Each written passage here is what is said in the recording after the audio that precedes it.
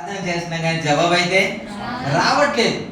మనం సరిగ్గా ప్రార్థన చేయట్లేదు అంటే సరిగ్గానే ప్రార్థన చేస్తున్నాం, కరెక్ట్గానే మనం ప్రార్థన చేస్తున్నాం, అయినప్పటికీ కూడా జవాబు రావట్లేదు. ఎందుకో మనకైతే అర్థం అవ్వట్లేదు. మీరు వాక్యాన్ని చదువుకుంటే, వాక్యాన్ని ధ్యానం చేస్తే మనం ఎలాగ ప్రార్థన చేయాలా, ఎలా ప్రార్థన చేస్తే జవాబు వస్తుందో మనకి ప్రతిదీ అర్థం అవుతుంది. ఒక ఆయన నాతో మాట్లాడుతూ, అయ్యా మీరు వీడియోస్ అన్నీ అప్లోడ్ చేస్తున్నారు కానీ అది ఎప్పుడు అప్లోడ్ చేస్తే వ్యూస్ వస్తుంది, ఎప్పుడు అప్లోడ్ చేయాలి అవన్నీ మీరు తెలుసుకోవాలయ్యా. ఇది తెలుసుకోవడానికి ఒక కోర్సు ఉంది అయ్యా, ఎలాంటి థంబ్నెయిల్ పెడితే అందరూ చూస్తారు, ఇవన్నీ ఒక క్లాస్ ఉంది, ఆ క్లాస్ మీరు తీసుకుంటే చక్కగా మీ వ్యూస్ పెరుగుతుంది, అనేక మంది పెరుగుతారు, అనేక మంది మీ వీడియోస్ చూస్తారు, ఎప్పుడు పడితే అప్పుడు ఎలా పడితే అలా రాసుకొని అప్లోడ్ చేస్తే అవ్వదు అన్నారు. నాకు అనిపించింది దీనికే అలాగైతే మరి ఎలా పడితే అలా ప్రార్థన చేస్తే అయిపోద్దా? కాదు కదా, దానికి సమయం సందర్భం ఉంది, ఎలా ప్రార్థన చేయాలి, దేవుని చిత్తానుసారంగా ప్రార్థన చేస్తే ఖచ్చితంగా దేవుడు కార్యం చేస్తాడు. ఇక్కడ ఒక వ్యక్తి ప్రార్థన చేశాడు, కన్నీళ్లు విడిచుచు ప్రార్థన చేశాడని మనం చదువుకున్నాం కదా. ఇతడు ఎందుకు కన్నీళ్లు విడిచుచు ప్రార్థన చేశాడు అంటే ఏదో ఒక వార్త ఇతనికి వినబడింది. ఇంకా చెప్పాలంటే మన ప్రార్థన దేవునికి నచ్చింది అనుకోండి, వెంటనే జవాబు వస్తుంది. మన ప్రార్థన దేవునికి, అదేంటి ప్రార్థన కూడా దేవునికి నచ్చాలా అంటారేమో. సొలొమోనుతో దేవుడు ఏమన్నాడంటే, నువ్వు ఇలాగ మనవి చేసినందుకు నేను మెచ్చుకున్నానయ్యా, కాబట్టి నువ్వు అడగండి కూడా నీకు ఇచ్చేస్తున్నాను. యేసయ్యకు మెచ్చే ప్రార్థన మనం చేయగలిగితే ప్రార్థనకు జవాబు ఆలస్యము కాదు. ఇక్కడ ఎంతసేపు పట్టింది అనేది మీకు జ్ఞాపకం చేస్తాను. ఒక వ్యక్తి ప్రవక్త అయిన యెషయా ఆయన దగ్గరికి వచ్చి ఒక మాట చెప్పాడు. ఏం చెప్పాడు అని అంటే, నువ్వు మరణించబోతున్నావు కాబట్టి నీ ఇల్లును చక్కబెట్టుకో అన్నాడు. చదువుకుందాం మొదటి వచనం. ఆ దినములలో హిజ్కియాకు మరణకరమైన రోగము కలుగగా ఆమోజు కుమారుడైన యెషయా అతని యొద్దకు వచ్చి, మరణమవుచున్నావు, బ్రతుకవు కనుక నీవు నీ ఇల్లు చక్కబెట్టుకోమని యెహోవా సెలవిచ్చుచున్నాడు అని చెప్పగా, ఈరోజే ఇందులో ఇంకో మెసేజ్ దేవుడు గుర్తు చేశాడు. ఇది రాకడ హెచ్చరికలో మీకు జ్ఞాపకం చేస్తాను. ఈ రోజుకి ప్రార్థన గురించి జ్ఞాపకం చేస్తాను. దేవునికి స్తోత్రం. నువ్వు మరణమవుతున్నావు కాబట్టి, నువ్వు బ్రతుకవు కాబట్టి నీ ఇల్లు చక్కబెట్టుకో అని చెప్పగానే ఇతడు గోడ తట్టు తన ముఖాన్ని త్రిప్పుకొని ఆయన ప్రార్థన చేశాడంట. అయ్యా అని 3వ వచనంలో మనం చదువుకున్నాం. ఏమని ప్రార్థన చేస్తున్నాడు ఆయన అంటే, యెహోవా యథార్థ హృదయుడైన సత్యముతో నీ సన్నిధిని నేనెట్లు నడుచుకుంటునో, నీ దృష్టికి అనుకూలంగా సమస్తమును నేనెట్లు జరిగించి తిను, కృపతో జ్ఞాపకము చేసుకోమని హిజ్కియా కన్నీళ్లు విడుచుచు యెహోవాకు ప్రార్థన చేసెను అన్నమాట చూస్తాం. అతడు ప్రార్థన చేసిన వెంటనే జరిగిన పరిస్థితి ఏంటంటే 4వ వచనంలో చూస్తాము. యెషయా నడిమి సాలల నుండి అవతలకు వెళ్ళక మునుపే యెహోవా వాక్కు అతనికి ప్రత్యక్షమై ఇలాగ సెలవిచ్చెను, నువ్వు తిరిగి నా ప్రజల అధిపతి అయిన హిజ్కియా యొద్దకు పోయి అతనితో ఇట్లనము, నీ పితరుడు దావీదునకు దేవుడకు యెహోవా నీకు సెలవిచ్చినదేమనగా, నీవు కన్నీళ్లు విడిచుట చూచి తిని నీ ప్రార్థన అంగీకరించి ఉన్నాను, నేను నిన్ను బాగు చేసేదాను, 3వ దినమున నీవు యెహోవా మందిరమునకు ఎక్కిపోయేదను అన్న మాట మనం చూస్తాం. ఇక్కడ ప్రార్థన చెయ్యగానే ఒక వ్యక్తి వచ్చి చెప్పాడంట, నువ్వు చచ్చిపోబోతున్నావు, నువ్వు మరణమవుతున్నావు కాబట్టి ఇక బ్రతకవు కాబట్టి నీ ఇల్లును చక్కబెట్టుకో అని చెప్పగానే ఆయన ప్రార్థన చేయడం మొదలు పెట్టాడు. ఆయన కన్నీరు కార్చారు, వెంటనే జవాబు వచ్చినట్టు మనం చూస్తాం. మనం కన్నీరు కార్చలేదండి. ఇది చాలా సందర్భంలో చెప్పాను, మరలా చెప్పడానికి ప్రయత్నం చేస్తున్నాను. ఏంటంటే ఈ ప్రార్థన అనేది చాలా అవసరం అవసరం అవసరం కాబట్టి ఇది పదే పదే పదే పదే మనం ఎంత విన్నా సరే మనకు అవసరమైనది, అది విలువైనది కాబట్టి వినాలనే ఉద్దేశంతో ఈ మాట మరొకసారి గుర్తు చేస్తున్నాను. ఏమిటి అని అంటే ఆయన ప్రార్థన చేయగానే ఏ వ్యక్తితో అయితే చెప్పేసి వెళ్ళిపోయాడో ఆ వ్యక్తికి మరలా దేవుని వాక్కు ప్రత్యక్షమై నడిమి సారల అవతలకు వెళ్ళక ముందు దేవుని వాక్కు ప్రత్యక్షమై ఇప్పుడు నువ్వు తిరిగి మరలా నా సేవకుడి దగ్గరికి లేకపోతే అధిపతి దగ్గరికి వెళ్ళు, ఇలాగ చెప్పు అని చెప్పిన మాట దేవునికి స్తోత్రం. హల్లెలూయా. తర్వాత యేసయ్య ఏమని ఉంటాడో మనకైతే తెలియదు, కానీ బహుశా నేనే ఇలా అనుకుంటాను, అయ్యా ఇప్పుడే కదా అయ్యా చెప్పాను. ఏం చెప్పాడు? నువ్వు మరణం అవుతున్నావు, నువ్వు బ్రతకవని ఇప్పుడే కదా చెప్పేశాను. ఎవరు చెప్పారని? దేవుడే చెప్పాడని చెప్పేశాను కదా. మరలా వెంటనే వచ్చి లేదు లేదు దేవుడు నీకు బ్రతికిస్తాడు అంటే వెటకారంగా ఉండదా? ఎటకారంగా ఉంటుంది కదండి. అదేంటి ఇప్పుడే చచ్చిపోతావు అని చెప్పాడు, ఇప్పుడే మరలా బ్రతుకుతావు అని చెప్పాడు. ఇప్పుడు యేసయ్యకి ఎవరు చెప్పారు అనేది హిజ్కియాకి తెలుసా అండి? ఏమైనా స్వరాన్ని విన్నాడండి? యేసయ్యతో దేవుడు మాట్లాడుతుండగా స్వరం విన్నాడా? లేదు కదా. ఒకవేళ మాట్లాడడం లేదు, హిజ్కియాకు తెలియదు కదా. కానీ హిజ్కియా హిజ్కియా ప్రార్థన చేసిన వెంటనే యేసయ్య దగ్గరికి ఒక వార్త వచ్చింది. దేవునికి హల్లెలూయా. ప్రభు నామానికి మహిమ కలుగును. ఇప్పుడు వెళ్ళి వెంటనే చెప్పు అని అంటే ఏం చెప్తాడు? ఇంకా ఇప్పుడే చెప్పేశాడు కదా, ఒకసారి ప్రవచించేశాడు కదా. ప్రవచించిన తర్వాత వెంటనే వెంటనే లేదయ్యా అలా జరగదు అని అంటే ఇతడు ఏంటి ఇప్పుడేమో అవునన్నాడు, ఇప్పుడేమో కాదంటున్నాడు. అసలు నిజమేనా ఈ ప్రవచన? ఇతడు చెప్పింది నిజమేనా? దేవుడు తనతో మాట్లాడా? మాట్లాడితే ఇప్పుడు వెంటనే మార్పు జరుగుతుందా అని ఒక డౌట్ వస్తుంది కదండి. మీకు డౌట్ రాదేమో, దేవుడికి స్తోత్రం. హల్లెలూయా. ఖచ్చితంగా డౌట్ వస్తుంది. అయ్యా ఎలాగూ అని అంటే నువ్వు వెళ్ళు చెప్పు అన్నాడు. మరలా వచ్చి చెప్పాడు. ప్రభు నామానికి హల్లెలూయా. అంటే మామూలు దైవ సేవకుడు కాదు కదండి. ఈయన మామూలు దైవ సేవకుడు కాదు కదా. అతడు వచ్చి చెప్పిన తర్వాత అతడు వెళ్ళిపోతుంటే మరలా వెంటనే వెనక్కి పంపించడం అనేది అంత ఈజీ కాదు కదా. అతడు ఖచ్చితంగా నువ్వు చెప్పాలి, వెళ్ళి మాట్లాడాలి. ఇప్పుడు ఒక రోజు తర్వాత చెప్తే ఏమవుద్ది? ఏమైనా అయిపోద్దా? ఒక నెల రోజుల తర్వాత చెప్పారు అనుకోండి, ఏమైనా అవుద్దా? చెప్పొద్దు కదా. అప్పుడు వరకు బ్రతికించగలడు కదా. ఏమండి? అప్పుడు వరకు హిజ్కియాకు బ్రతికించగలడా లేదా దేవుడు? నెల రోజుల తర్వాత చెబితే సరిపోతుందా లేదా? ఇప్పుడే వచ్చి ప్రవక్త చెప్పాడు కదా, ఆ తర్వాత పోనీలే ఒక 2 రోజుల తర్వాత జవాబిస్తే ఏమవుతుంది అని అంటే పొరపాటు లేదు కదా. కానీ దేవుడు వెంటనే దాన్ని ఆలస్యము చేయకుండా వెంటనే ప్రవక్త అయిన యేసయ్యని పంపించడం అనేది ఇది సులువైన ప్రార్థన కాదు అంటున్నాను. దేవునికి హల్లెలూయా. ఒక్కొక్క సందర్భంలో ఇలాగ మనం చేస్తాం. ఎవరైనా సరే మనము గౌరవించే వ్యక్తి, మనం అభిమానించే వ్యక్తి ఎవరైనా సరే హఠాత్తుగా రాగానే మనం భోజనం చేస్తున్నా సరే మధ్యలో లేచి చేయి కడుక్కొని వచ్చేస్తాం. అయ్యా భోజనం చేయండి అయ్యా, పర్లేదయ్యా నేను ఉంటానన్నా సరే లేచి వచ్చేస్తాం. ఎందుకు తెలుసా? అతన్ని మనం గౌరవిస్తున్నాం కాబట్టి, అతను మనం ఘనపరుస్తున్నాం కాబట్టి, అతడు గొప్పవాడని, అతను దైవ సేవకుడు అని మనం ఘనపరుస్తున్నాం కాబట్టి, గౌరవిస్తున్నాం కాబట్టి మనం భోజనం చేస్తూ కూడా మధ్యలో లేచి వచ్చేస్తాం. ఇంపార్టెంట్ పనికి వెళ్తుండే కూడా అయ్యా పర్లేదయ్యా అది పర్లేదు మీరు అది చూసుకోండి అని ఇంకొకరిని అప్పగించి మరీ అక్కడికి వస్తాం. ఎందుకు తెలుసా?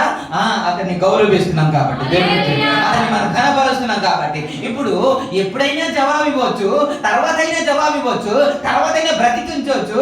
కానీ ఎప్పుడైతే హిజ్కియా ప్రార్థన చేశాడో వెంటనే మరలా ప్రకటించి అయ్యా రేపు చెబుతానయ్యా, ఎల్లుండి చెబుతానయ్యా, ఇప్పుడు అక్కర్లేదు పర్లేదు మీరు బ్రతికే ఉంటాడు కదా, తర్వాత వెళ్ళి చెప్పొచ్చు, లేకపోతే పొద్దున్న వెళ్ళి చెప్పొచ్చు అంటే సరిపోద్ది. కానీ దేవుడు చెబుతున్నమాట రేపు కాదు, ఎల్లుండి కాదు, తర్వాత కాదు, ఇప్పుడే వెళ్ళి చెప్పాలి. దేవుడికి స్తోత్రం. హల్లెలూయా.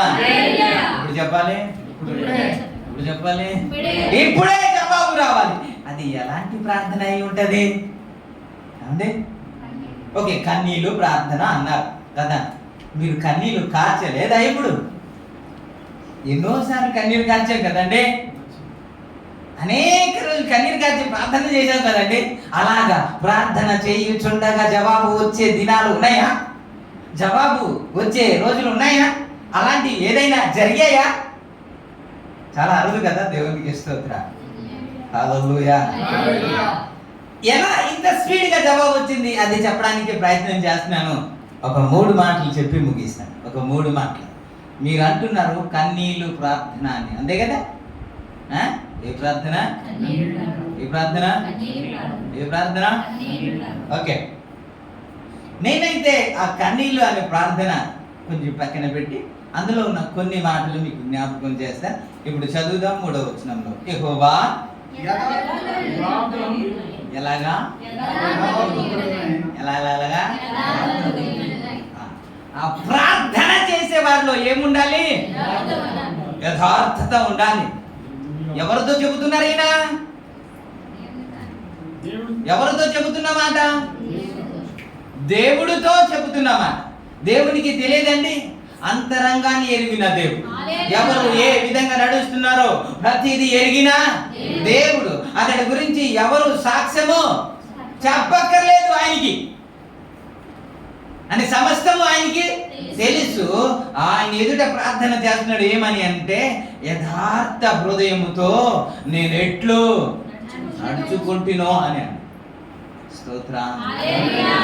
అనేక సందర్భంలో యథార్థత గురించి మనం విన్నాం కదా. 15వ కీర్తనలో కూడా 2వ మాటలో ఏమని ఉంటది అని అంటే, యథార్థత కలిగి,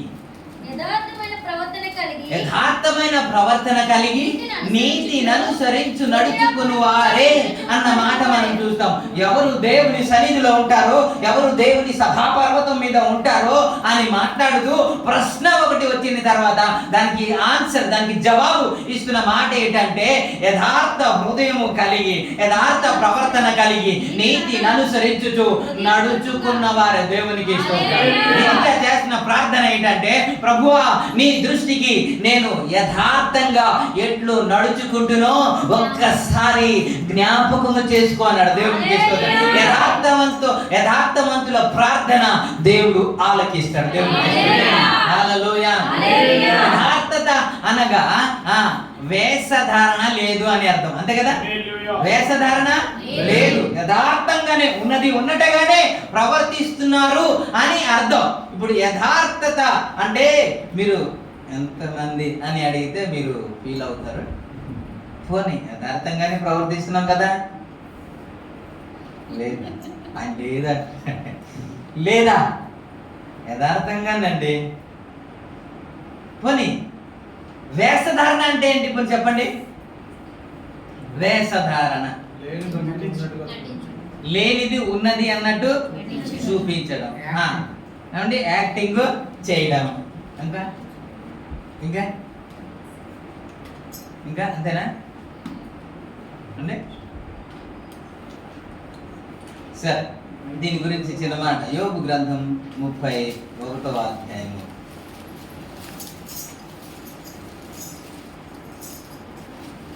31వ అధ్యాయం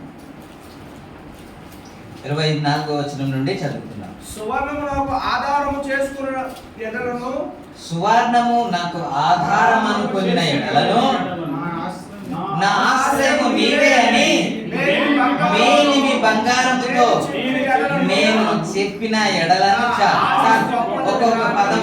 ఒక్కొక్క పదం చూద్దాం. సువర్ణము నాకు ఆధారం అనుకొనిన ఎడలను నా ఆశ్రయము నీవే అని మేలిమి దేనితో తీసారా? సువర్ణం అంటే బంగారమే. నీవే నాకు ఆశ్రయము, నీవే నాకు ఆధారము అని సువర్ణముతో గాని బంగారముతో గాని నేను చెప్పినాను అనే మాట మనం చూస్తాం. నిజానికి చెప్పాలంటే బంగారమే ఇప్పుడు ఆధారం కదండి. బంగారం ఉంది కాబట్టి తాకట్టు పెట్టి లోన్ తెచ్చా, లేకపోతే అవసరానికి డబ్బులు ఎవరు ఇవ్వరు కదండి. ఇస్తారండి? అమ్మ ఇస్తారా? అందుకేగా పక్కన పెట్టా, కొద్దిగా పోగు చేసాం, దేవునికి ఇస్తుందా? ఎప్పటికైనా పనికి వస్తుందని కదా. సడన్ గా అవసరం వచ్చింది, అయ్యా నాకు 2 లక్షలు ఇవ్వమంటే ఎవడిస్తాడు? ఎవడెవడు? ఇది తీసుకొని పెట్టేసి మళ్ళీ విడిపించుకుంటారులే అంటే ఇదే మనకి ఇప్పుడు ఏంటి కాదా? అదేంటి నేను ఏదో చెప్పేస్తాను, నేను ఏమీ చెప్పను. నిజానికి అదే ఆధారం మనకి. మనం అలాగే అనుకుంటున్నావా? లేదు లేదా అనుకోవట్లేదా? అనుకుంటున్నాం కదా. తర్వాత చదవండి 25. నా ఆస్తి గొప్పదని కానీ నా చేతికి విస్తారం సొత్తు దొరికేదని కానీ నేను సంతోషించిన ఎడా సూర్యుడు ప్రకాశించినప్పుడు నేను అతన్నే గాని మిక్కిలి కాంతి కలిగి నడుచుచుండగా అతన్నే గాని చూచి నా హృదయము రహస్యముగా ప్రేరేపింపబడి వారి తట్టు చూచి నా నోరు ముద్దు పెట్టిన ఎడరా పరమనున్న దేవుని దృష్టికి నేను వేషధారనవదును. ఏం చేస్తే వేషధారి అంటే ఏదో ఇందాక ఏదన్నారు? బంగారము నీవే నాకు ఆధారం అని కానీ, ఆస్తి నీవే నాకు ఆధారం అని కానీ మనము చెప్పుకొనిన ఎడల, లేకపోతే సూర్యుడు కనబడగానే, చంద్రుడు కనబడగానే, వెలుగు కనబడగానే ఏంటి ఏంటండి మీరు అలా చేయరు. అరే అరే అరే అరే నాన్న ఎక్కడ ఉన్నావా? రా అలా చేయగా కొద్ది చూసేసిన తర్వాత వాడికి ఏం అర్థం కాదు, ఎందుకు పిలిచాడు అంటే తెలియదు. వాడు పరిగెత్తుకుని వస్తాడు. ఇలా చూసిన తర్వాత అమ్మాయి ఇల్లు ఇల్లు ఇదేం చూసి సృష్టి అంటే మనకు ఆధారము కాదు కదా, సృష్టికర్త మనకు ఆధారం. సంపాదన మనకు ఆధారమా కాదు. సంపాదించడానికి జ్ఞానమును, తెలివిని, బలాన్ని అనుగ్రహించిన దేవుడే మనకు ఆధారం.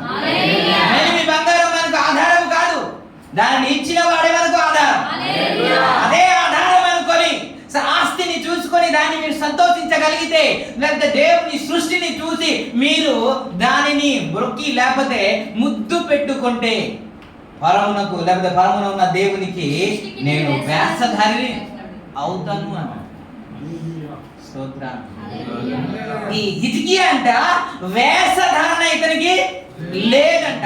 ఇతడు మేలి బంగారం మీద ఆధారము చేసుకోలేదంట, తన సొత్తు మీద ఆధారము చేసుకోలేదంట. ఇదే నాకు బలము, ఇదే నాకు ఆధారము, కష్టకాలంలో నాకు బ్రతికించేది, నాకు ఉపయోగపడేది ఇదే అని దానిని నమ్ముకోలేదంట. బంగారం ఉన్నప్పటికీ కూడా, వెండి ఉన్నప్పటికీ కూడా, ఆస్తి ఉన్నప్పటికీ కూడా పక్కన పెట్టేసి ఇప్పుడు ఎవరిని ఆధారం చేసుకుంటున్నాడంటే సృష్టికర్తైన దేవుని ఆధారం చేసుకుంటున్నాడు.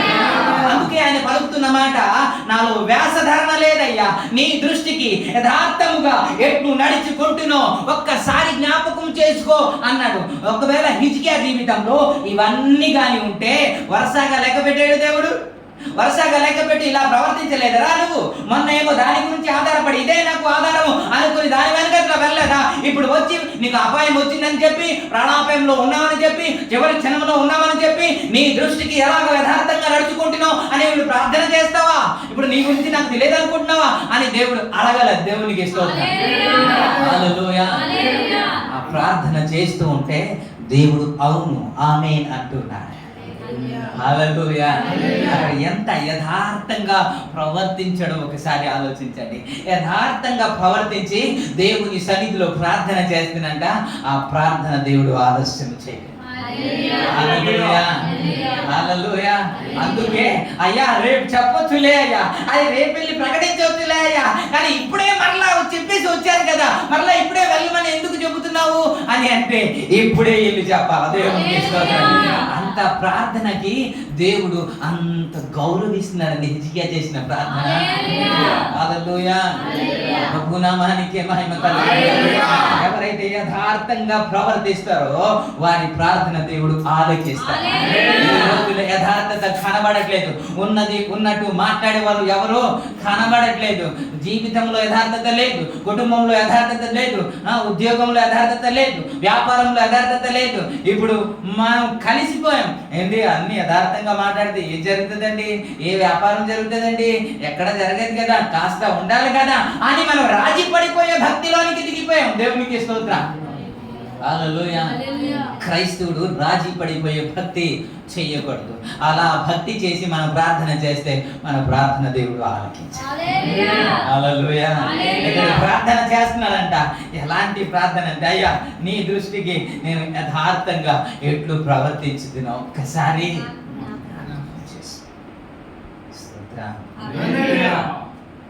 నేను అంటాను, ఈ ప్రార్థన దమ్మున్న ప్రార్థన. అలా చెప్పుకునే దమ్ము, ధైర్యము ఎవరికి ఉంటుందో వారి ప్రార్థనకు వెంటనే జవాబు వస్తుంది. ప్రభు సన్నిధిలో మోకరించగానే, ప్రభు సన్నిధిలో ప్రార్థన చేయడానికి పూనుకోగానే ఏదో ఒకటి గుర్తు వచ్చేస్తుంది కదా. నీవు నేను చేసిన ప్రతి బలహీనత, ప్రవర్తించిన ప్రతి తీరు గుర్తుకొచ్చేస్తుంది కదా. ప్రభు సన్నిధిలో అయ్యా యథార్థంగా నేను ఎట్లు ప్రవర్తించుదునో అనే మాట మాట్లాడేటప్పటికి ప్రతిదీ కళ్ళ ముందు మనకి ప్రత్యక్షం అవుతుంది కదా. ఆ మాట చెప్పుకోవడానికి కూడా ధైర్యము మనకు చాలదు. దేవునికి స్తోత్రం కలుగుతుంది. హల్లెలూయా. ఇతనైతే ధైర్యంగా ప్రభు సన్నిధిలో ప్రార్థిస్తున్నాడండి. ఏమని అంటే, నీ దృష్టికి ఎలా యథార్థంగా ప్రవర్తిస్తుంది. హల్లెలూయా. అలా ప్రవర్తించగలిగితే నీ ప్రార్థనకి నా ప్రార్థనకి ఎందుకు జవాబు రాదు? ఖచ్చితంగా జవాబు ఇస్తాడు. ఆ తర్వాత రెండో మాట చెప్తున్నాడు, ఏంటి అని అంటే, సత్యముతో నీ సన్నిధిని నేను ఎట్లు నడుచుకుంటునో అన్నాడు. సత్యముతో. దేంతో? మనం చెప్తే సత్యమే చెప్పాలి కదండి. అవునంటే అవును, కాదంటే కాదనండి. మాట అలా ఉండాలి అని కదా దేవుడు చెప్పాడు. దీనికి మించి ఇంకా రెండో మాట నీకు ఉండకూడదు. సత్యమే చెప్పాలి. నీ ప్రవర్తనలో సత్యము ఉండాలి. హోషేయ గ్రంథం 4వ అధ్యాయంలో, హోషేయ గ్రంథం 4వ అధ్యాయం 1వ వచనంలో అక్కడ వ్రాయబడిన ఇశ్రాయేలు దేవుడు మాట్లాడుతున్న మాట ఏంటంటే,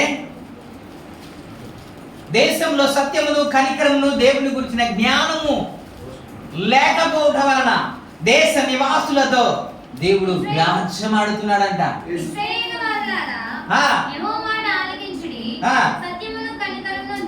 సత్యమును కనికరమును దేవుని గురించిన జ్ఞానమును లేకపోవడం వలన దేశ ప్రజలతో వ్యాజ్యమాడుతున్నాడండి. హల్లెలూయా. ఏం లేదంట? ఏం లేదు? దేశంలో సత్యము లేదండి. ఎంత ఈజీగా అబద్ధం ఆడేస్తుంటాం. ఎందుకు ప్రార్థనకు రాలేదంటే సింపుల్ గా చెప్పేస్తాం. ఖాళీగా ఇంట్లోనే ఉంటారు. నాకు తెలుసు ఎవరు ఎక్కడ ఏమి చేస్తున్నారో తెలుసు. తెలిసినా నేను అడగను. ఎక్కడికి వెళ్తున్నారో తెలుసు, అయినా నేను అడగను. ఎందుకయ్యా రాలేదంటే సింపుల్ గా కొంతమంది అబద్ధం పేరు చెప్పడం సింపుల్ గా చెప్పేస్తుంటారు. లేదయ్యా అక్కడికి వెళ్ళా, లేదయ్యా పని ఉండి, లేదయ్యా ఇంకా ఫలానా అని చెప్పేస్తుంది. ఇది మనకి పెద్ద ప్రమాదం అనిపించట్లేదు, కానీ హృదయంలో సత్యం లేదుగా. సత్యంగా మనము సత్యాను అనుసరంగా మనం ప్రవర్తించట్లేదు కదా. సత్యమే లేనప్పుడు మనం ఎంత కన్నీళ్లు కార్చిన ప్రార్థనకు జవాబు రాదు కదా. ఈ కన్నీళ్లతో పాటు ఏమున్నాయి తెలుసా? ఒకటి యథార్థత ఉంది. దేవునికి స్తోత్రం. హల్లెలూయా. ఒకటి యథార్థమైన జీవితం ఉంది. ఉన్నది ఉన్నట్టు ప్రవర్తించే ప్రవర్తన ఉంది. ఉన్నది ఉన్నట్టు మాట్లాడే ప్రవర్తన ఎవరిలో ఉంది? ఎవరిలో ఉందండి? జకర్యా గ్రంథము 8వ అధ్యాయం 3వ వచనంలో మాట్లాడుతూ దేవుడు ఏమన్నాడంటే, జకర్యా గ్రంథం 8వ అధ్యాయము 3వ వచనంలో మాట్లాడుతూ, యెహోవా సెలవిచ్చినదేమనగా, నేను సియోను నదుకు మరలా వచ్చి యెరూషలేములో నివాసము చేతును, సత్యమును అనుసరించి పురమని సైన్యములకు అధిపతి యెహోవా పర్వతము పరిశుద్ధ పర్వతమనియు పేరు పెట్టబడును. దానికి పేరు పెట్టబడును. దేవునికి స్తోత్రం కలుగునుగా. మరలా వచ్చి నివాసము చేస్తాడంట.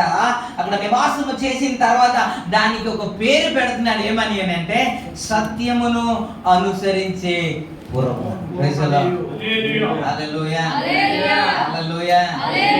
మనకు ఏం చెప్పాలంటే ఎవ్వరు మనల్ని చూసినా సరే, ఎవ్వరు మనల్ని గమనించినా సరే వీరు సత్యమే మాట్లాడతారు, వీరు అబద్ధము మాట్లాడరు. సత్యము అనుసరించే ప్రజలు వీరు, సత్యము అనుసరించే కుటుంబం వీరు అని మన గురించి చెప్పగలిగితే కదా సత్యాన్ని మనం అనుసరించినట్లు.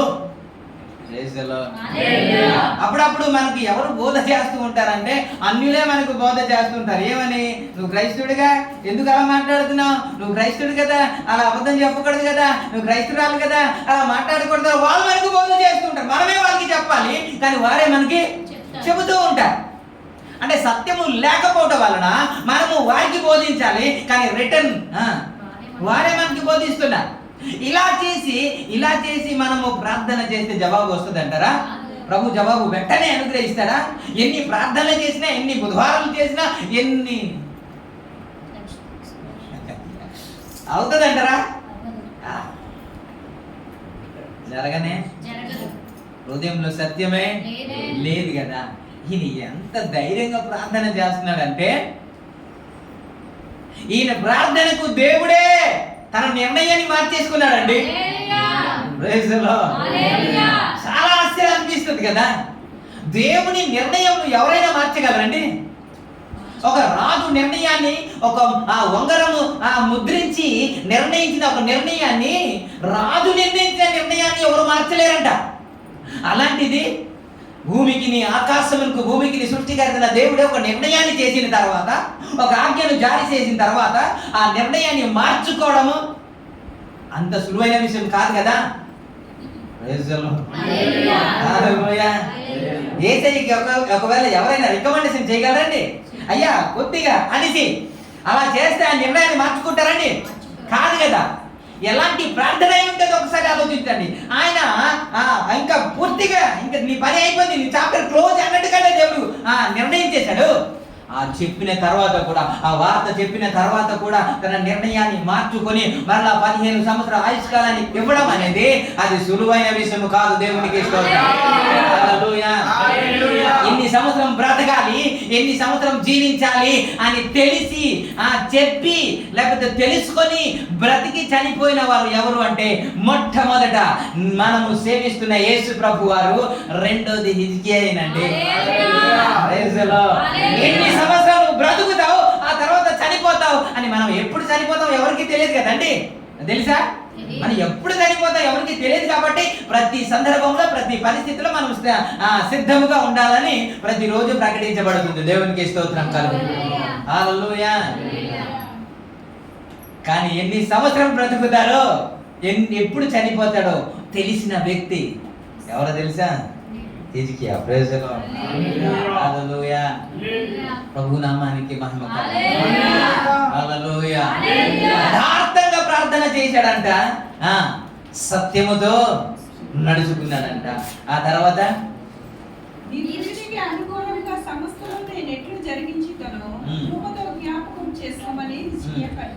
ఓకే అది చెప్పక ముందు మరలా సత్యం గురించి చిన్న మాట మీకు జ్ఞాపకం చేస్తా.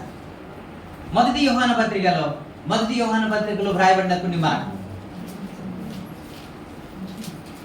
మొదటి యోహాను పత్రిక తీశారు సరే, మొదటి అధ్యాయం 6వ వచనంలో మాట ఉంటుంది. సహవాసము గలవారమని చెప్పుకొనుచు చీకటిలో నడిచిన ఎడల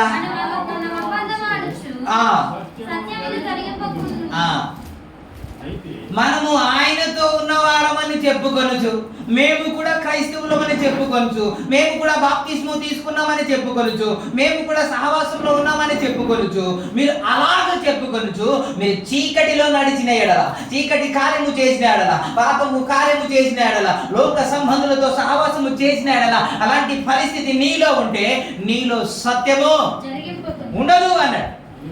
నేను చెప్పిన మాట కాదు, యేసుక్రీస్తు ప్రభు వారే చెబుతున్న మాట. ఇలా జీవించి మనం ప్రభు సన్నిధిలో ప్రార్థన చేస్తే ప్రార్థనకు జవాబు రాదు. 8వ వచనంలో ఇంకేమన్నాడు? నాలో పాపము లేదని మీరు చెప్పుకునే ఎడల మనల్ని మనమే మోసపుచ్చుకొనుచున్నాము కానీ మనలో సత్యము ఏమని? నేనే పరిశుద్ధుణ్ణి, నేనే నీతిమంతుణ్ణి, నేనే యథార్థమంతుణ్ణి, నేను తప్ప ఇంకా ఎవరు లేరు అని మన మట్టుకు మనమే చెప్పుకుంటే, నేను ప్రార్థన చేస్తే దిగి వచ్చేస్తాడు దేవుడు, దేవునికి స్తోత్రం. ఇలాగని మనం చెప్పుకుంటే మనలో సత్యము ఉండదంట. ప్రభు నామానికి ఎల్లప్పుడూ ప్రభు సన్నిధులు తగ్గించుకోవడం, ప్రతిరోజు మనం కడుక్కోవడమే. మనం బయటికి వెళ్ళిన తర్వాత డ్రెస్ వేసుకొని బయటికి వెళ్ళిన తర్వాత ఎలాగైతే డ్రెస్ మలినం అవుతుందో అలాగే మన ప్రవర్తన, మన దృష్టి, ప్రతిదీ మలినం అవుతుంది. కాబట్టి మరలా సాయంకాలం వచ్చేటప్పుడు ప్రభు సన్నిధిలో మోకరించి మరలా కడుక్కోవడమే. కాబట్టి నాలో పాపం లేదని ఎవరు అనడానికి వీళ్ళే. నాలో పాపం ఉంది అని చెప్పుకుంటే నువ్వు అబద్ధం ఆడినట్టే, నీలో సత్యము ఉండదా?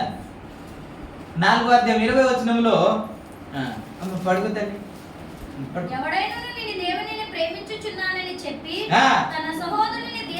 సహోదరుని ద్వేషించిన ఏమగును?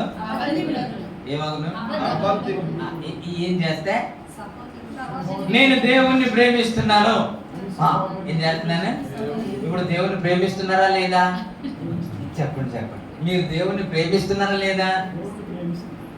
దీని గురించి మాట్లాడాం కదండి. దేవుణ్ణి ప్రేమిస్తున్నారా లేదా?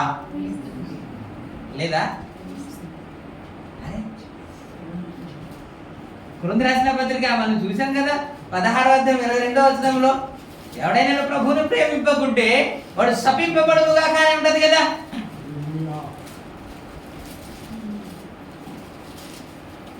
ఉందా? 2 కొరింథీ 16:22. ఎవడైనా ప్రభువుని ప్రేమింపకుంటే వాడు శపింపబడుగా కానీ ఉంటది కదా. కాబట్టి దీని గురించి ఒక సందేశం మీకు ఇచ్చాను కదా. కాబట్టి ఎంతమంది ప్రేమిస్తున్నారంటే ఇంకా ఆలోచిస్తున్నారండి. మీరు దేవుణ్ణి ప్రేమించట్లేదు. ఇది ఆజ్ఞ అని కూడా చెప్పాను సుమా. నీ దేవుడైన యెహోవాను, మత్తయి సువార్త 23వ అధ్యాయము 37వ వచనంలో మనం చూస్తాం. అందుకు ఆయన నీ పూర్ణ హృదయముతోను, పూర్ణ ఆత్మతోను, నీ పూర్ణ మనసుతోను నీ దేవుడైన ప్రభువుని ప్రేమింపవలెనది. అదేనా 22:23? 22:37. ఓకే, ఇది ఆజ్ఞ కదా. మనం ఖచ్చితంగా దేవుని ప్రేమించాలి కదా. మరి దేవుని ప్రేమిస్తున్నారా అంటే ఇంకా ఆలోచిస్తారే. టైం అయిపోయిందనా? సరే, దేవుని ప్రేమిస్తున్న వారులారా, నేను దేవుని ప్రేమిస్తున్నాను అని చెప్పుకుంటున్న వారులారా, ఇక్కడ 4వ అధ్యాయం 20వ వచనం మనం ఏం చదువుకున్నామంటే, నేను దేవుని ప్రేమిస్తున్నానని చెప్పుకొనుచు తన సహోదరుడు ద్వేషించేవాడు అబద్ధికుడు అన్నాడు. అంటే దేవుని ప్రేమిస్తే సహోదరుని కూడా ప్రేమిస్తాడండి. ఎదుడేమో దేవుని ప్రేమిస్తాడంట, సహోదరునేమో ద్వేషిస్తాడంట, ప్రేమించడంట. పక్కోడేమో ప్రేమించడంట, విశ్వాసమేమో ప్రేమించడంట, దేవుని మాత్రము ప్రేమిస్తున్నా. నిన్నే అంటాడు. మరి ఆదివారం, సోమవారం నుంచి శనివారం వరకు నిన్నే ద్వేషింతును అంటాడు. దేవునికి స్తోత్రం. ఆదివారం ఏమో దేవుని ప్రేమిస్తాడు, సోమవారం నుంచి ఏమో. ఇలాగుండి మనం ప్రార్థన చేస్తే జవాబు వస్తుందా అని చెప్పడానికి ఇవన్నీ చెబుతున్నా నేను. హిజ్కియా ప్రార్థన చేయగానే వెంటనే జవాబు వచ్చేసింది కదా. అలాగూ మీకు కూడా వచ్చునుగా. అలాగూ జవాబు మీకు కూడా దేవుడు అనుగ్రహించునుగా. అలాంటి ప్రార్థన అనుభవంలోనికి ప్రభు మిమ్మల్ని నడిపించునుగా. అలాంటి ఆత్మ దేవుడు అనుగ్రహించునుగా. యథార్థ హృదయము దేవుడు అనుగ్రహించునుగా. సత్యముతో నడిచే హృదయం దేవుడు అనుగ్రహించునుగా. హల్లెలూయా. ఈ విధంగా మనం బ్రతుకుతూ ప్రార్థన చేస్తే ప్రార్థనకు ఆలస్యం కాదు సార్. దేవునికి స్తోత్రం. వెంటనే జవాబు వచ్చేస్తాం. హల్లెలూయా. తర్వాత లాస్ట్ నేను వివరించుకుంటే టైం అయిపోయింది కాబట్టి లాస్ట్ లో అంటాడు, నీ దృష్టికి అనుకూలంగా సమస్తము నేను ఎట్లు జరిగించుకుంటును అన్న. దేవునికి అనుకూలంగా సమస్తము మనం జరిగించాలి. దేవుని చిత్తానుసారంగా ప్రతిదీ మనము చెయ్యాలి. ఆయన చిత్తానుసారంగా మనము చేయకుండా, ఆయన చిత్తానుసారంగా ప్రవర్తించకుండా, ఆయన చిత్తానుసారంగా మాట్లాడకుండా, ఆయన చిత్తానుసారంగా మనము జీవించకుండా మనం ప్రార్థన చేసిన జవాబు మనకు రాదు. మనం దేవుని చిత్తానుసారంగా చేయకూడదా? మనకు జవాబు వచ్చేయాలా? మన ఇష్టానుసారంగా మనం జీవిస్తామా? బోధకులు లేకపోతే సేవకులు పిలుస్తుంటే రారా, చెబుతూ ఉంటే వినరా, మీకు నచ్చినట్టు చేస్తుంటారా? ప్రార్థన చేస్తే మీకు జవాబు వచ్చేయాలా? ఇది ఎక్కడ రూలు? ఆయన చిత్తానుసారంగా, ఆయనకి అనుకూలంగా మనం ప్రవర్తించగలిగితే, సమూయేలు గ్రంథం 2:35 ఒక మాట ఉంటుంది. సమూయేలు గ్రంథం 2:35 ఆ తర్వాత నా చిత్తానుసారంగా అనుకూలముగా ప్రవర్తించే ఒక యాజకుడు నేను నియమితును, అతని నా యోచనను బట్టి నాకు అనుకూలముగా యాజకత్వము జరిగించును. దేవునికి స్తోత్రం కలుగును. హల్లెలూయా. నా యోచనను బట్టి నాకు అనుకూలంగా ఆయన యాజకత్వము జరిగిస్తాడంట. ప్రభునామానికి మహిమ కలుగును. హల్లెలూయా. దేవునికి అనుకూలంగా ఎవరైతే ప్రవర్తిస్తున్నారో వారు ప్రార్థన చేస్తే వెంటనే జవాబు వస్తుంది. హల్లెలూయా. దేవునికి అనుకూలంగా జీవించకుండా మనం ఎన్ని ప్రార్థన చేసినా, ఎన్ని గంటలు ఏడ్చినా సరే ఏడుపే మిగిలిపోద్ది, కానీ జవాబు అయితే మనకు రాదు. హల్లెలూయా. హల్లెలూయా. కన్నీరు కారుస్తున్నాడంట.